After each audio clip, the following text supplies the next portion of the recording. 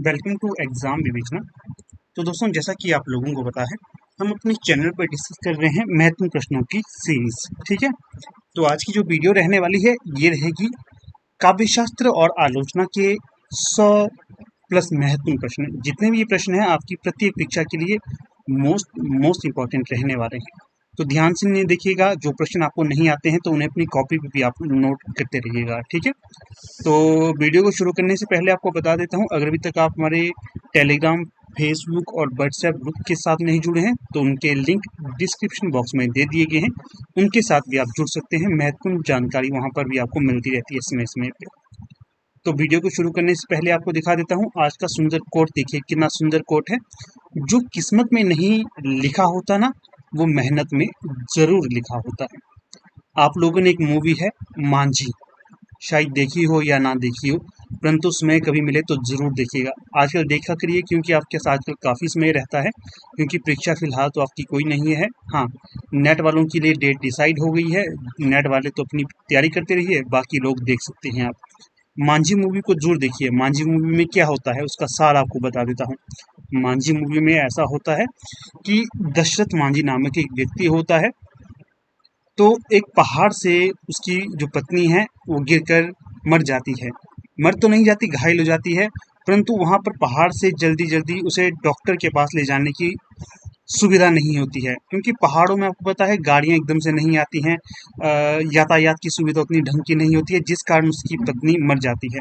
और पहाड़ के दूसरी तरफ ही शहर होता है, परंतु वो उसे समय पे नहीं ले जाता, जिस कारण उसकी पत्नी का अधिक खून निकलता है और वो मर जाती है। तो मांझी ठान लेता है कि ऐसी दुर्घटना कभी दूसरी बार ना हो। वो इस पहाड़ को काट कर वहां से सड़क बनाने का अपना एक निर्णय करता है, और वो किस्मत पे भरोसा नहीं करता, खूब मेहनत करता है और उस पहाड़ को काट देता है और फिर वहां से सड़क बना देता है। और ये काफी चर्चित किस्सा है, कभी आप जरूर सर्च करिएगा। जो मांझी मूवी है, जो पहाड़ काटने की बात की है, ये वास्तविक और सच्ची घटना है। तो इस तरह की चीजों पे आपको विश्वास करना चाहिए, अपनी मेहनत पे विश्वास करना चाहिए। किस्मत भी महत्वपूर्ण है, परंतु मेहनत सबसे महत्वपूर्ण है। जब तक मेहनत नहीं करोगे तब तक किस्मत कोई अपना योगदान नहीं देती। पता ही है आपको क्या, कि 99% आपकी मेहनत होनी चाहिए और जो 1% है ये किस्मत होनी चाहिए। इन दोनों का जब संयोग मिलेगा तो आप अवश्य सफल होंगे। ठीक है, तो चलिए समय अधिक नहीं लेते हैं, आज की जो वीडियो है शुरू कर देते हैं। तो यहाँ देखिएगा पहला प्रश्न क्या पूछा गया है। तो पहले प्रश्न में यहाँ पर पूछा गया है, रस संप्रदाय के प्रवर्तक आचार्य का नाम क्या है। काफी सरल प्रश्न है ये। रस संप्रदाय के प्रवर्तक आचार्य का नाम है भरत मुनि। क्या है? भरत मुनि। विकल्प ए यहाँ पर सही होगा। भरत मुनि के ग्रंथ का नाम क्या है? तो जो आचार्य भरत मुनि है, इनके ग्रंथ का नाम पूछा जाता है। ज्यादा व्याख्यान नहीं दूंगा क्योंकि लेक्चर लंबा हो जाएगा। प्रश्न पढ़ूंगा और उनके उत्तर देता रहूंगा, एक्सप्लेन भी ज्यादा नहीं करूंगा यहाँ पर। भरत मुनि के ग्रंथ का नाम है नाट्य शास्त्र। विकल्प सी यहाँ पर सही होगा, नाट्य शास्त्र। भरत मुनि का समय क्या माना जाता है? तो जो भरत मुनि का समय है ये माना जाता है दूसरी शताब्दी। क्या माना जाता है? दूसरी शताब्दी। ये जो प्रश्न है कई बार परीक्षा में पूछा जाता है। अगला प्रश्न है 4। भरत मुनि ने कितने रस माने? जो भरत मुनि थे इनके द्वारा जो रसों की संख्या मानी गई 8। कितनी? 8। विकल्प बी यहाँ पर सही हो जाएगा। फिर इनमें से रसूत्तर किस आचार्य ने दिया था? दिए गए विकल्पों में से जो रससूत्र दिया गया था तो वो भरत मुनि के द्वारा दिया गया था। किसके द्वारा? भरत मुनि के द्वारा। यहाँ पर जो विकल्प डी है ये सही हो जाएगा। हाँ, आगे बढ़ने से पहले ये भी आपको बता देता हूँ, अगर आप हिंदी साहित्य के किसी भी विषय की तैयारी कर रहे हैं तो इसके लिए हमारी टीम के पास नोट्स अवेलेबल हैं। कोई भी क्वेरी रहती है तो यहाँ पर हमारा व्हाट्सएप नंबर दिया गया है, इस पे आप कांटेक्ट कर सकते हो। सारी क्वेरी के आंसर यहाँ पर आपको मिल जाएंगे। ठीक है, नोट्स मिल जाएंगे, P/Q अर्थात प्रीवियस ईयर के क्वेश्चन पेपर मिल जाएंगे। कोई भी चाहिए हो आप कांटेक्ट अवश्य करिएगा, व्हाट्सएप नंबर यहाँ पर आपको बता दिया गया है। अगला प्रश्न देखिएगा 6। इनमें से असत्य कथन छांटिए। तो यहाँ पर जो एक असत्य कथन दिया गया है, पहला कथन देखिए, भरत मुनि का रस विषयक चिंतन वस्तुगत है। भरत मुनि का रस विषयक चिंतन वस्तुगत है। सही है ये कथन। भरत मुनि ने रस को आस्वाद, भरत मुनि रस को आस्वाद मानते हैं। तो ये असत्य है, ये सत्य नहीं होगा। ठीक है, आस्वाद नहीं मानते ये।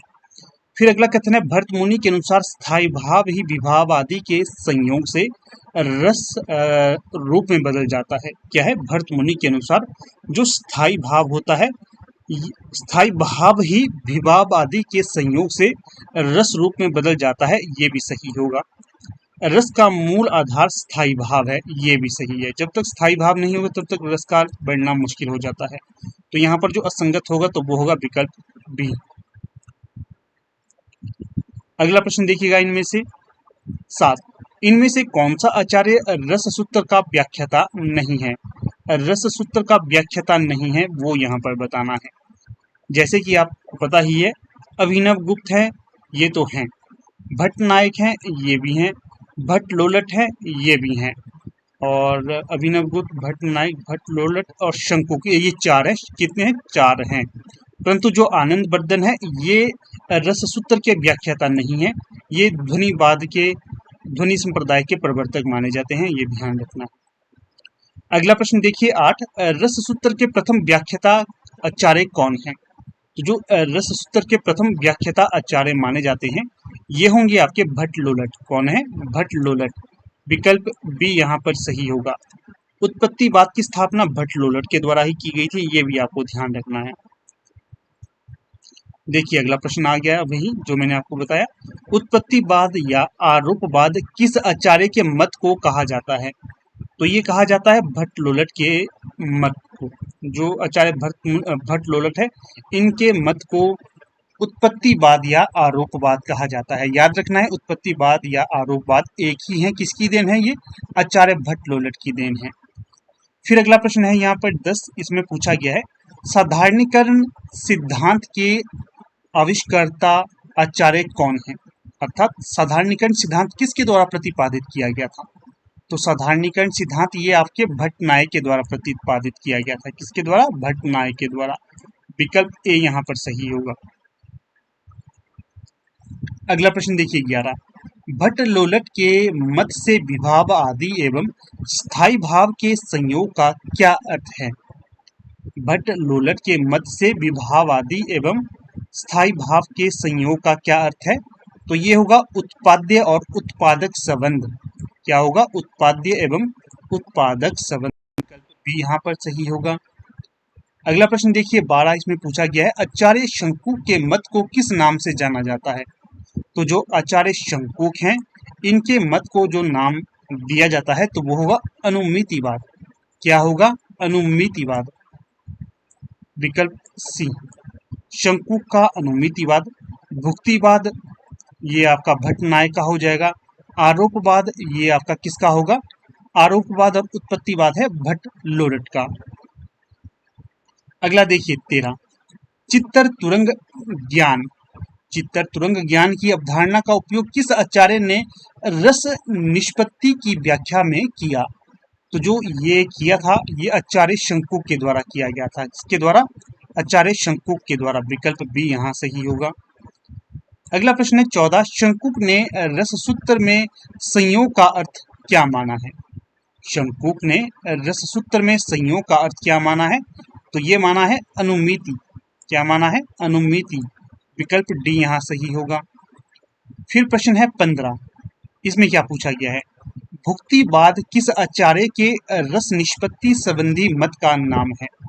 भुक्तिवाद किस आचार्य के रस निष्पत्ति संबंधी मत का नाम है? अभी ऊपर आपको ये बताया था मैंने, तो ये किसका होगा? भट्ट नायक का होगा। ये किसका? भट्ट नायक का। विकल्प डी। अगला है 16, इनमें से साधारणीकरण सिद्धांत किस आचार्य का है? ये भी हमने डिस्कस किया था, भट्ट नायक का ही होगा। ये साधारणीकरण किसकी देन है? भट्ट नायक की। अगला देखिए 17, निम्नलिखित सूचियों को सुमेलित करते हुए सही विकल्प का चयन कीजिए। तो यहाँ पर आचार्य दिया गया है और यहाँ पर मत का नाम दिया गया है। जैसे कि ऊपर ही आपको मैंने सारे मत और आचार्य के बारे में बता दिया था। भट्ट लोलट का क्या बताया आपको? भट्ट लोलट का बताया आपको मैंने आरोपवाद। ठीक है। आचार्य शंकुक का क्या बताया था? शंकुक का था अनुमितिवाद। भट्ट नायक का क्या बताया? भुक्तिवाद। और जो आपके आचार्य अभिनव गुप्त है इनका क्या होगा? अभिव्यक्तिवाद। तो ये ध्यान रखिएगा, भविष्य में कभी पूछा जाएगा तो आप इजीली इसे सही करोगे। तो ए का क्या है? ए का हो जाएगा सी, भट्ट लोलट का आरोपवाद। ए का सी कहाँ पर है? तो देखिए इसी में है, विकल्प ए में ही है ए का सी। तो ये हो जाएगा यहाँ पर सही, ए का सी, 2 का डी, 3 का ए, 4 का बी। अगला प्रश्न 18, आचार्य शुक्ल के अनुसार साधारणीकरण किसका होता है? तो जो आचार्य रामचंद्र शुक्ल है इनके अनुसार साधारणीकरण होता है आलंबनत्व धर्म का। किसका? आलंबनत्व धर्म का साधारणीकरण होता है आचार्य शुक्ल जी के अनुसार, ये माना गया है। विकल्प ए जो है ये यहाँ पर सही होगा, विकल्प ए। ये पहले पूछा गया है पीजीटी की परीक्षा में। अधिकतर ये भी प्रश्न है जो किसी न किसी परीक्षा में पहले पूछे गए हैं, इसलिए आगामी कोई भी परीक्षा होगी, चाहे नेट हो गया चाहे कमीशन हो गया, वहां पर आपके लिए काफी महत्वपूर्ण होंगे। ये ध्यान से तभी जोर देने के लिए कह रहा हूँ आपको, जोर दीजिएगा इन प्रश्नों पे। अगला प्रश्न देखिए 19, साधारणीकरण का संबंध किस व्यापार से है? जो साधारणीकरण का संबंध होता है ये आपके भावत्व व्यापार से होता है। तो विकल्प जो बी है यहाँ पर ये सही हो जाएगा। अगला देखिए 20, रस सूत्र में संयोग का अर्थ भोज्य और भोजक संबंध किस आचार्य ने माना? भोज्य और भोजक संबंध किस आचार्य ने माना? भट्टनायक के द्वारा। प्रश्न संख्या 21, क्या पूछा गया है? भट्टनायक ने रस का स्थान कहाँ माना है? जो भट्टनायक ने रस का स्थान माना है सहृदय सामाजिक का चित्त। जो भट्टनायक थे ये मानते हैं रस का स्थान आपका सहृदय सामाजिक का चित्त। विकल्प सी यहाँ पर सही हो जाएगा। अगला प्रश्न देखिएगा 22, इसमें क्या पूछा गया है? तो 22 में आपसे पूछा गया है भट्टनायक के भुक्तिवाद का मूल आधार इनमें से क्या है? तो जो भट्टनायक के भुक्तिवाद का मूल आधार है तो वो हो जाएगा यहाँ सांख्य दर्शन से संबंधित। किससे? सांख्य दर्शन से संबंधित। और जो न्याय दर्शन है ये शंकुत से संबंधित होगा। शैव दर्शन ये अभिनव गुप्त के संप्रदाय या फिर अभिनव गुप्त के शैव दर्शन से संबंधित होगा। अगला है, इनमें से साधारणीकरण की स्थिति की तुलना मधुमती भूमिका से किसने की? जो साधारणीकरण की स्थिति की तुलना मधुमती भूमिका से की है वो डॉक्टर श्याम सुंदर दास या फिर बाबू श्याम सुंदर दास के द्वारा की गई है। विकल्प भी यहाँ पर सही होगा। अगला देखिए 24, रस को व्यंजना व्यापार किसने कहा? तो रस को व्यंजना व्यापार कहा गया था अभिनव गुप्त के द्वारा। किसके द्वारा? अभिनव गुप्त के द्वारा। विकल्प सी यहाँ पर सही होगा। अगला प्रश्न देखिए 25, अभिनव गुप्त के रस निष्पत्ति संबंधी मत को किस नाम से जाना जाता है? अभिनव गुप्त के रस निष्पत्ति संबंधी मत को किस नाम से जाना जाता है? ये आपको मैंने बताया था अभिव्यक्तिवाद के नाम से, अभिव्यक्तिवाद नाम से। विकल्प भी यहाँ सही होगा हमारा। अगला प्रश्न देखिए 26, अभिनव गुप्त का रस निष्पत्ति संबंधी मत किस दार्शनिक मत पर आधारित है? ये हमने ऊपर ही पढ़ा, शैव दर्शन पर। किस पे है आधारित? शैव दर्शन पर आधारित है। अगला देखिए 27, रस सूत्र में संयोग का अर्थ व्यंग्य व्यंजक संबंध माना है। रस सूत्र में संयोग का अर्थ व्यंग्य व्यंजक संबंध माना है अभिनव गुप्त के द्वारा। किसके द्वारा? अभिनव गुप्त के द्वारा माना गया है ये। विकल्प सी यहाँ पर सही है। फिर है 28, इनमें से कौन सा कथन असत्य है? इनमें से जो असत्य कथन होगा तो वो देखिए, पहले कथन सारे देख लेते हैं। रस ब्रह्मानंद सहोदर होता है। क्या रस ब्रह्मानंद सहोदर है? बिल्कुल सही। रस की उत्पत्ति सतगुण के उद्रेक से होती है, ये भी सही होगा। रस लोकोत्तर चमत्कार है, ये भी सही है। रस आस्वाद्य है, ये गलत है, ये यहाँ पर असत्य हो जाएगा, इसलिए सी यहाँ पर चयनित होगा हमारा। अगला प्रश्न देखिए 29, स्थायी भाव की संख्या कितनी मानी गई है? अगर पूछा जाता भरत मुनि के द्वारा स्थायी भाव की संख्या कितनी मानी गई तो वो होता 8, परंतु ये नॉर्मल प्रश्न पूछा गया है। नॉर्मल आधार पर स्थायी भाव की संख्या कितनी है? 9। रस कितने हैं? 9। ये ध्यान रखना है आपने। अगला प्रश्न देखिए 30, इनमें से कौन सा स्थायी भाव नहीं है? तो देखिए शोक, भय, विस्मय, ये हैं आपके स्थायी भाव, परंतु जो हर्ष है ये स्थायी भाव के अंतर्गत नहीं आता है, तो इसका आपने ये ध्यान रखना है।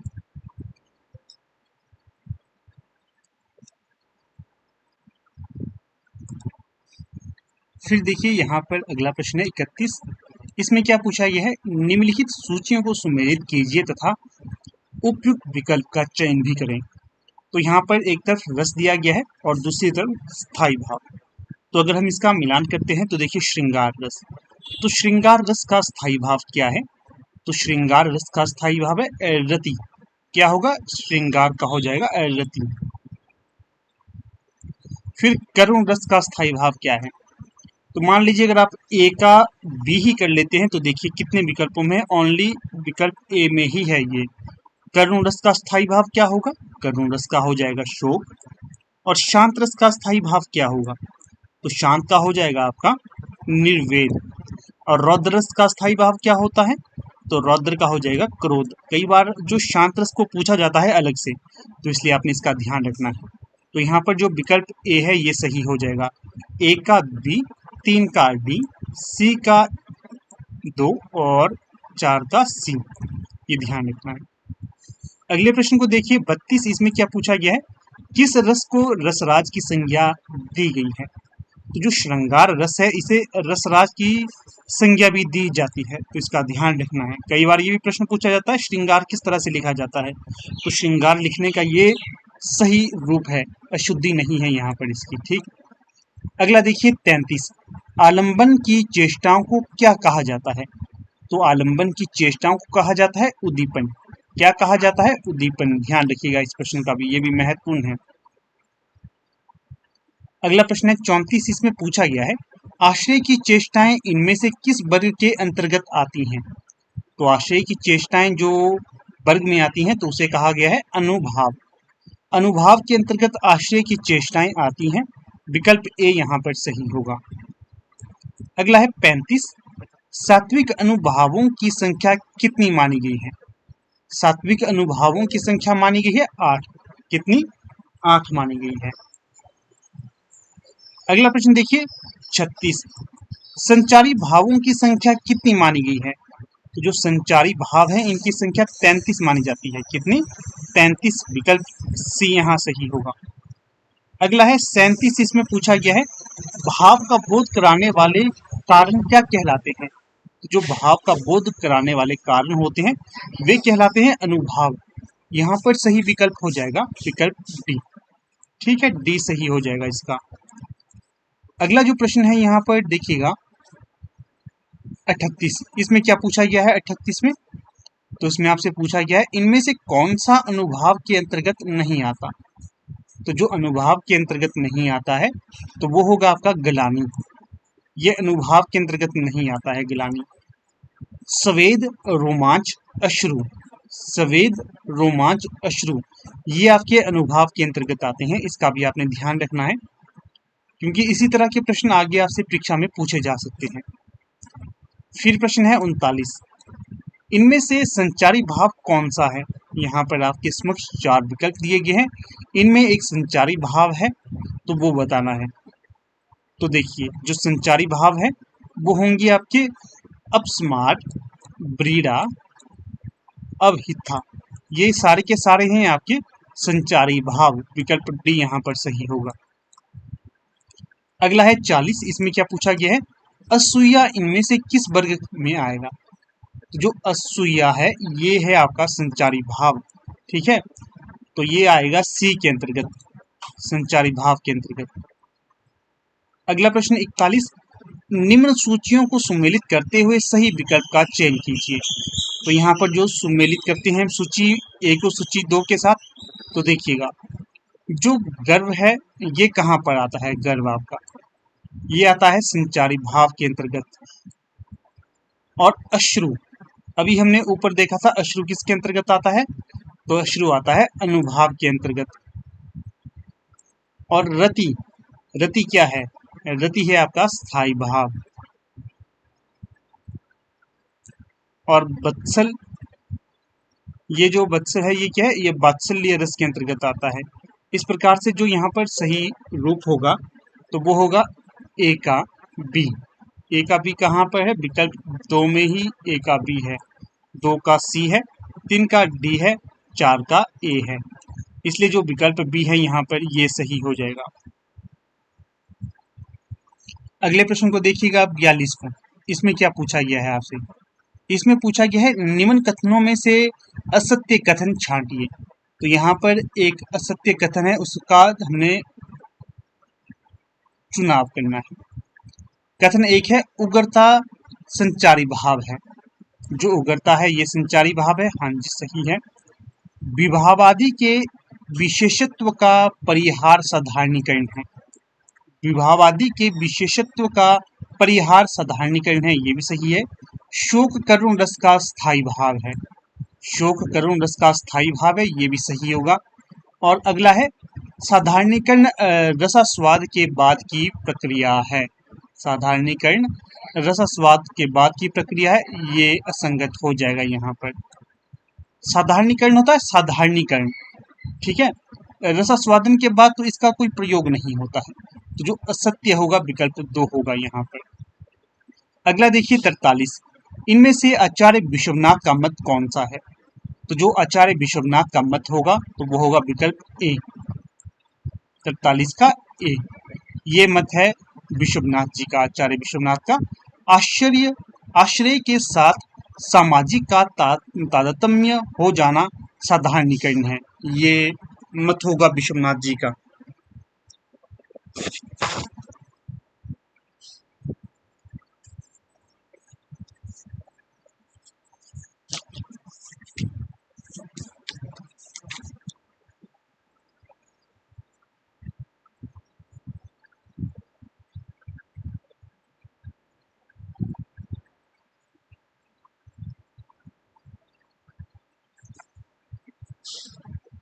फिर अगला प्रश्न है यहाँ पर 44। इसमें क्या पूछा गया है? व्यंजना शब्द शक्ति का संबंध किससे होता है? तो जो व्यंजना शब्द शक्ति है इसका संबंध किससे होता है? तो यहाँ पर 44 का सही विकल्प हो जाएगा व्यंग्यार्थ से। किससे? व्यंग्यार्थ से। विकल्प डी यहाँ पर सही होगा। अगला प्रश्न देखिए 45। इन सूचियों को सुमेलित कीजिए। यहाँ पर सूची ए है तो यहाँ पर सूची 2। तो देखिए दोनों में से जो सही मिलान होगा वो किस प्रकार से होगा। चलिए इसको बताने से पहले आपको यहाँ पर मैं बता देता हूँ। देखिएगा हमारी टीम के द्वारा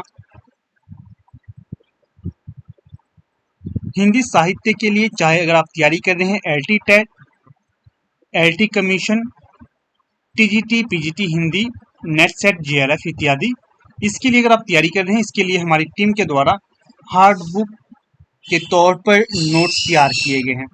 स्पाइरल नोट्स हैं। अगर किसी की भी कोई क्वेरी रहती है इन नोट्स को लेने के लिए, बुकलेट सीरीज में हमारे पास ये उपलब्ध है। 1500 प्लस महत्वपूर्ण क्वेश्चन है इसमें। अगर आप एक बार इन 1500 क्वेश्चन को पढ़ लेते हैं तो काफी चीजें आपको पता चल जाती हैं, क्योंकि ये जो पहले प्रश्न पूछे गए थे उन्हीं को आधार बनाकर यहाँ पर ये बुकलेट हमारे द्वारा तैयार की गई है। हार्ड कॉपी के द्वारा आपको ये उपलब्ध होगी, ठीक है। प्राइस भी इसका 450 रखा गया है, आपको ये पोस्ट कर दी जाएगी। कोई क्वेरी इस बुकलेट को लेने के लिए अगर आपकी रहती है तो यहाँ पर हमारा ये व्हाट्सएप नंबर भी दिया गया है, इस पर आप व्हाट्सएप करिएगा, सारी क्वेरी के आपको उत्तर मिल जाएंगे, ठीक है। प्रीवियस क्वेश्चन पर आधारित है, डिटेल्ड एक्सप्लेन किए गए हैं, मोस्ट एक्सपेक्टेड है नेक्स्ट एग्जाम के लिए आपके लिए, और सारे महत्वपूर्ण क्वेश्चन आपको यहाँ पर अवेलेबल होंगे। बहुत से बच्चों ने ये परचेज कर ली है, अच्छे रिव्यू हैं बच्चे के, इसी आधार पर आपको कह रहा हूँ अगर आपको ये लेना है तो आप समय रहते ले सकते हो और अपनी तैयारी अच्छी कर सकते हो, क्योंकि इसी तरह के क्वेश्चन आपको बार बार परीक्षा में रिपीट होते हैं। आपको पता चल जाता है कि किस तरह की आपने स्टडी करनी है। जब तक आपको पता नहीं चलता तब तक आपको मुश्किल होती है, परंतु अगर आप ये बुकलेट ले लेते हो काफ़ी आपको सहायता यहाँ पर हो जाएगी, ठीक है। तो चलिए चलते हैं अपने प्रश्न की तरफ। तो प्रश्न था हमारा 45। इसमें सूची ए को सूची 2 के साथ सुमेलित करना था। तो यहाँ पर देखिए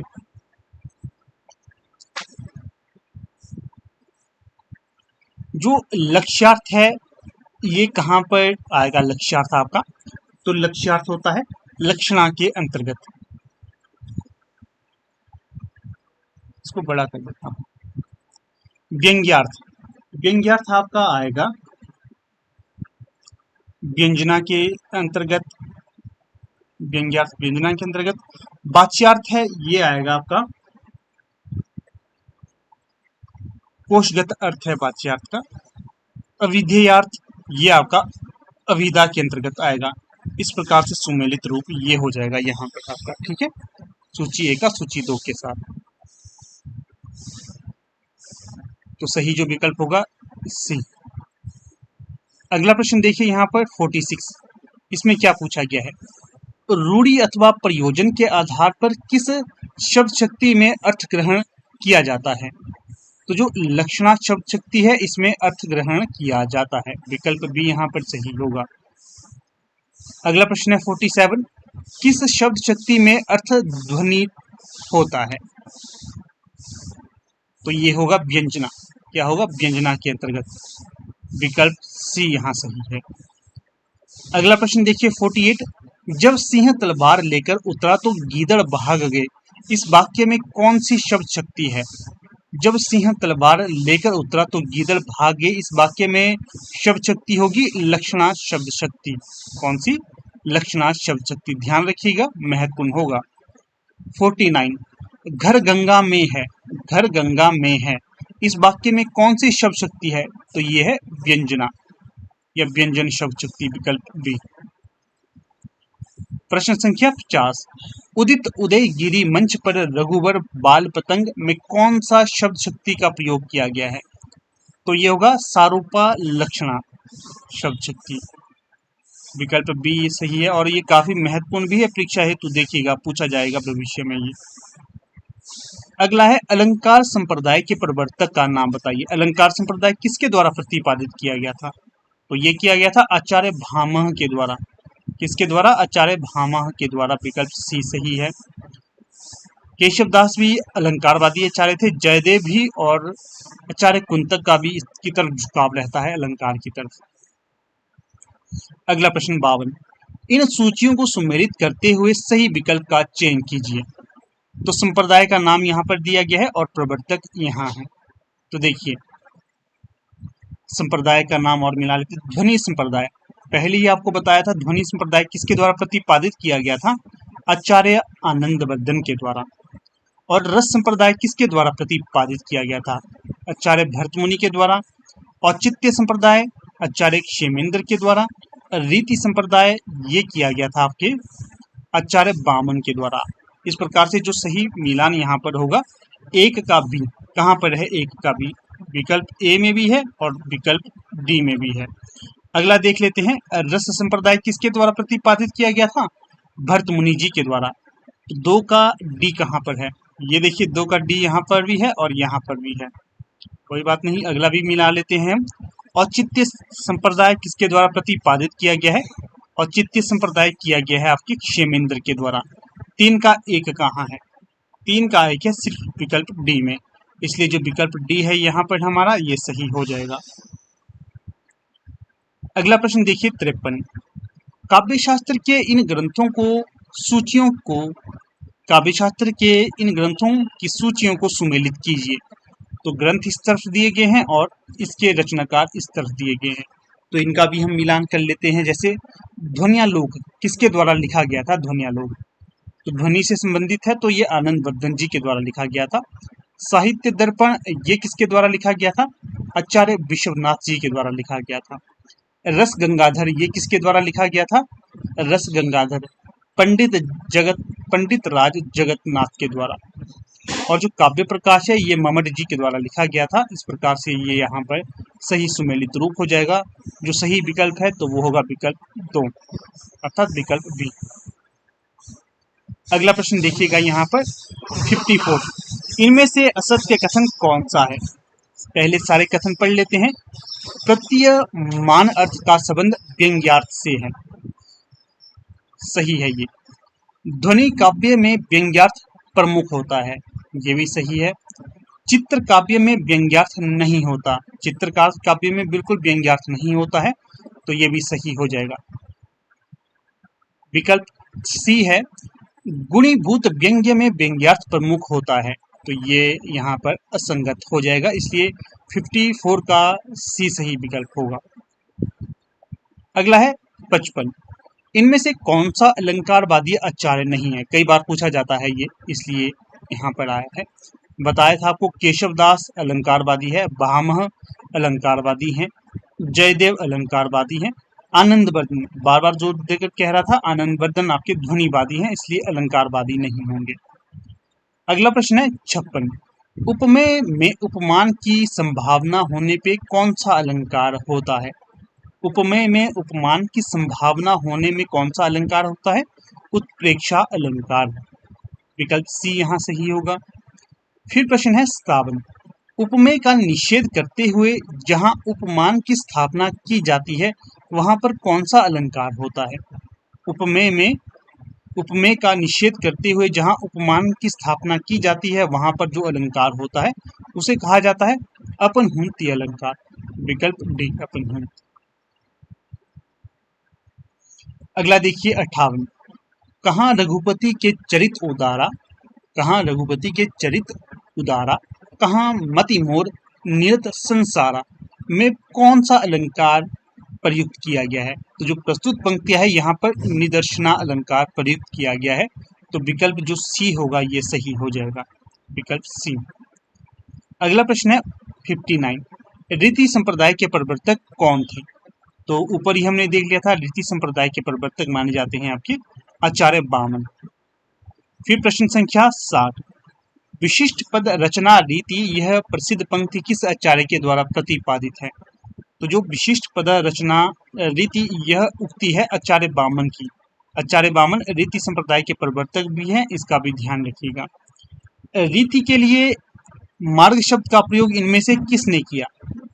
रीति के लिए जो मार्ग शब्द का प्रयोग किया है ये किसके द्वारा किया गया है? तो यहाँ पर जो इसका सही विकल्प हो जाएगा 61 का।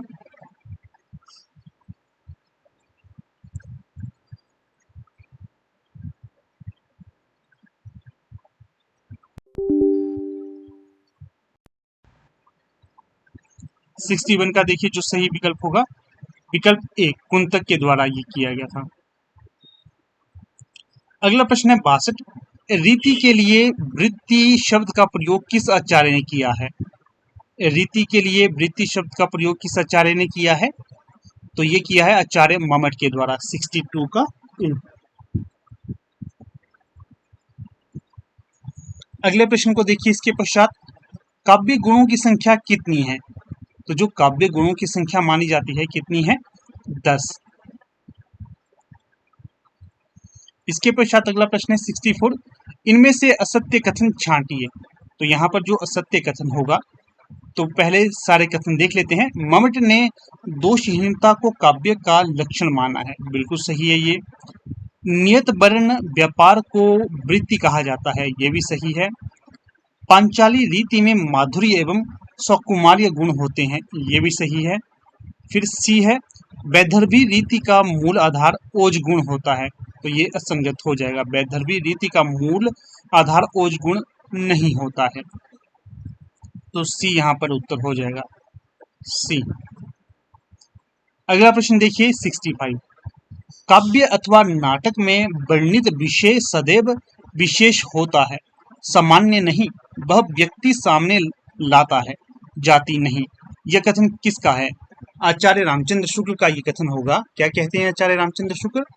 काव्य अथवा नाटक में वर्णित विषय सदैव विशेष होता है, सामान्य नहीं।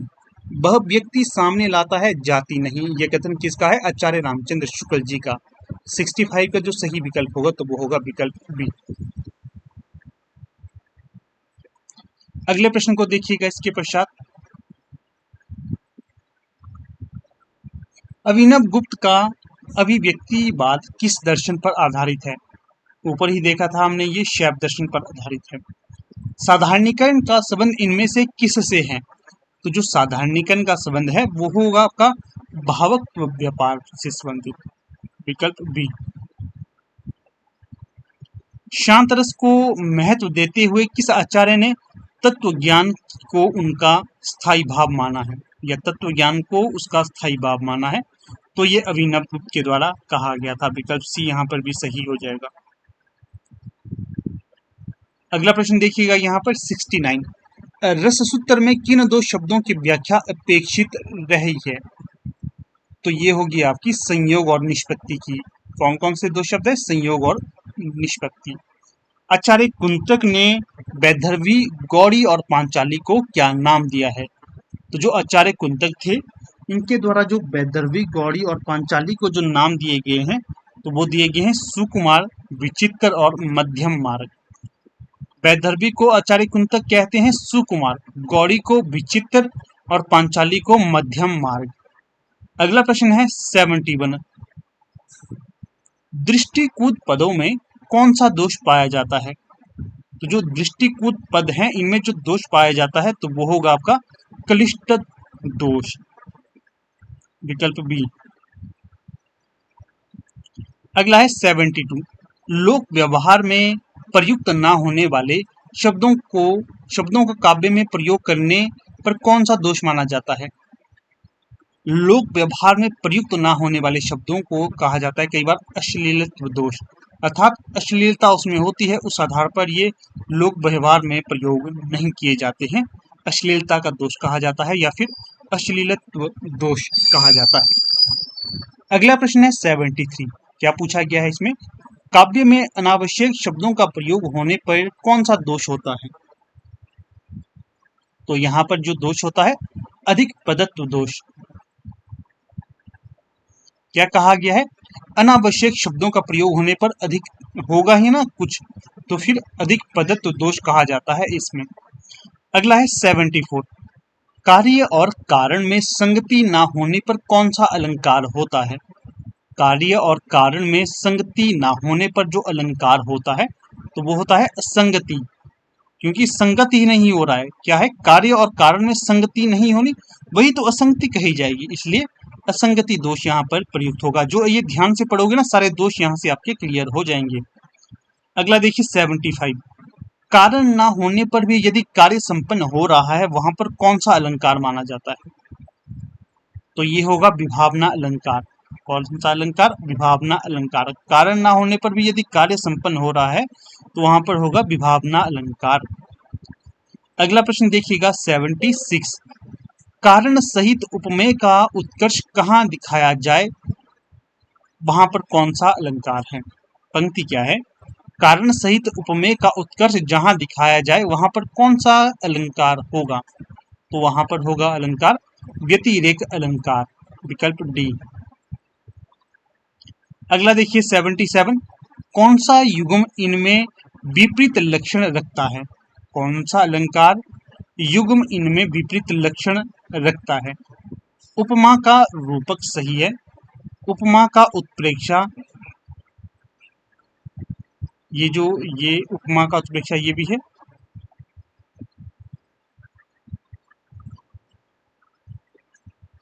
एक बार इस प्रश्न को दोबारा से देख लेते हैं। कौन सा युग्म इनमें विपरीत लक्षण रखता है? हाँ, ये ठीक है, ठीक है। तो यहाँ पर देखिए उपमा का रूपक ये जो है, उपमा का उत्प्रेक्षा, उपमा का विरोधाभास और उपमा का प्रतीक, ये होगा विकल्प बी यहाँ पर सही, विकल्प बी। उपमा का प्रतीक, ये जो विपरीत लक्षण रखता है। अगला है 78। नाक का मोती अधर की कांति से, बीज दाड़िम का समझकर भ्रांति से, देखकर सहसा हुआ शुक मौन, सोचता है अन्य शुक यह कौन है। तो इन पंक्तियों में कौन सा अलंकार है? तो यहाँ पर है भ्रांतिमान अलंकार। क्यों? क्योंकि जो शुक है, जो तोता है, इसको भ्रांति हो रही है। कैसे भ्रांति हो रही है? नाक का मोती अधर की कांति से, बीज दाड़िम का समझकर भ्रांति से देखकर सहसा हुआ शुकमान। अच्छा, कि उसके एक भ्रांति हो रही है ये सब देखकर, जिससे यहाँ पर भ्रांतिमान अलंकार होगा। अगला है 79। इसमें क्या पूछा गया है? तो इसमें पूछा गया है कहें कभी बेनी बेनी ब्याल की चुराई लेनी। इन पंक्तियों में कौन सा अलंकार होगा? तो यहाँ पर होगा यमक अलंकार। शब्द एक ही है परंतु अलग अलग अर्थ निकाले। जैसे कहे कवि बेनी बेनी ब्याल की चुराई लेनी, तो बेनी बेनी यहाँ पर दो बार प्रयुक्त है परंतु दोनों बार इसका अलग अलग अर्थ होगा। अगला है 80। ध्वनि को काव्य की आत्मा इनमें से किसने स्वीकार किया? तो ध्वनि को काव्य की आत्मा जो स्वीकार किया इनमें से आचार्य आनंदवर्धन के द्वारा, विकल्प सी। अगला है 81, ध्वनि प्रस्थापन परमाचार्य की पदवी इनमें से किसको दी जाती है? तो ये आचार्य मम्मट को दी जाती है। अगला जो प्रश्न है 82, इसमें कृतिकार और कृतिका नाम सुमेलित करना है, तो चलिए कर लेते हैं। रस सिद्धांत ये डॉक्टर नगेंद्र की पुस्तक होगी। चिंतामणि आचार्य रामचंद्र शुक्ल की पुस्तक है। कवि प्रिया आचार्य केशवदास की पुस्तक है। भाषा भूषण आचार्य जसवंत सिंह की पुस्तक होगी। इस प्रकार से जो सुमेलित रूप यहाँ पर है विकल्प डी, ए का डी, 2 का सी, 3 का ए, 4 का बी। अगला प्रश्न है 83, वीर रस प्रधान रचना में कौन सा गुण प्रमुख होता है? वीर रस प्रधान जो रचना है इसमें जो प्रमुख गुण होता है तो वो होता है औज गुण। रोमांटिसिज्म का जन्मदाता इनमें से किसे माना जाता है? रोमांटिसिज्म का जो जन्मदाता माना जाता है रूसो को। 84 का सी सही हो जाएगा। रोमांटिसिज्म का जन्म कब हुआ?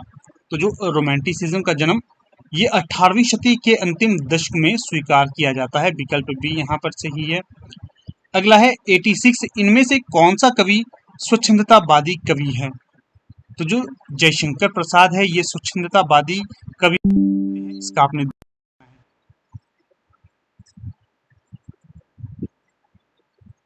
इनमें से कौन सी विशेषता स्वच्छंदतावाद की नहीं है?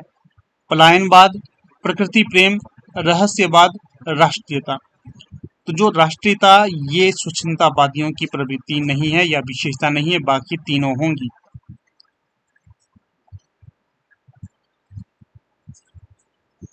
अगला प्रश्न देखिए 88, इसमें क्या पूछा गया है? बिंब अभिधा की अपेक्षा लक्षणा और व्यंजना पर आधारित होता है, ये कथन किस समीक्षक का है? तो ये केदारनाथ सिंह का कथन होगा। अगला है चाक्षुक बिंब का संबंध किससे होता है? चाक्षु, चक्षु कहते हैं ना नेत्रों को, तो चाक्षुक होगा नेत्रों से संबंधित बिंब। दिवास्वापन क्या है? दिवास्वापनात्मक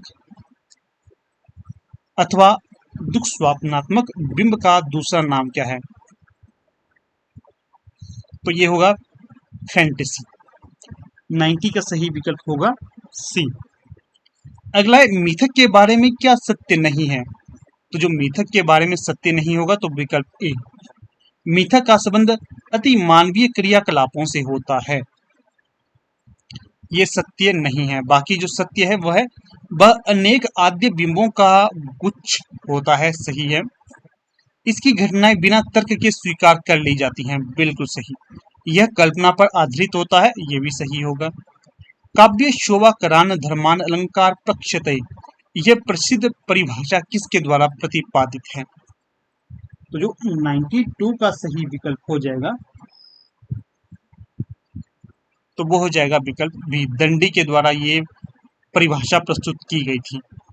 अनलंकृति पुनः क्यापी, अनलंकृति पुनः क्यापी जो पंक्ति है किस आचार्य की होगी? ये तो ये आचार्य मम्मट की होगी, विकल्प सी। भूषण बिनु न विराजे कविता बनीता मीत, ये किसका कथन है? आचार्य केशवदास का। अगला है इनमें से कौन सा हिंदी कवि अलंकारों को काव्य का प्राण तत्व मानता है? तो केशवदास। यथार्थवाद और अति यथार्थवाद का जन्म कहाँ पर हुआ? फ्रांस में। इनमें से किस आचार्य ने वाक्यम रसात्मकम काव्यम कहा? आचार्य विश्वनाथ के द्वारा। रमणीयार्थ प्रतिपादकः शब्द काव्यम, यह कथन किस आचार्य का है? पंडित राज जगन्नाथ का। औचित्य सिद्धांत के प्रवर्तक आचार्य इनमें से कौन है? क्षेमेंद्र। कौन सा कथन असत्य है? पहले कथनों को देख लेते हैं। कल्पना बुद्धि के नियंत्रण से मुक्त होती है, कथन सही है। कल्पना का आलंबन अप्रत्यक्ष होता है, ये भी सही है। कल्पना की सामग्री बिंबों के रूप में मस्तिष्क में संचित होती है, ये भी सही है। कल्पना इच्छा प्रेरित नहीं होती, तो ये असंगत होगा यहाँ पर, विकल्प सी। इनमें से कल्पना के कौन से भेद कांट ने माने हैं?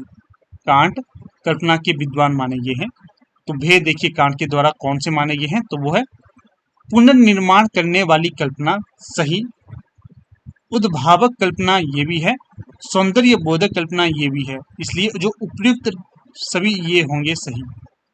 अगला है 102, मधुमेह बसंत जीवन बन के। इस पंक्ति में बसंत किसका प्रतीक है? तो बसंत होता है यौवन का प्रतीक, ध्यान रखना है, यौवन का, विकास का, उन्नति का।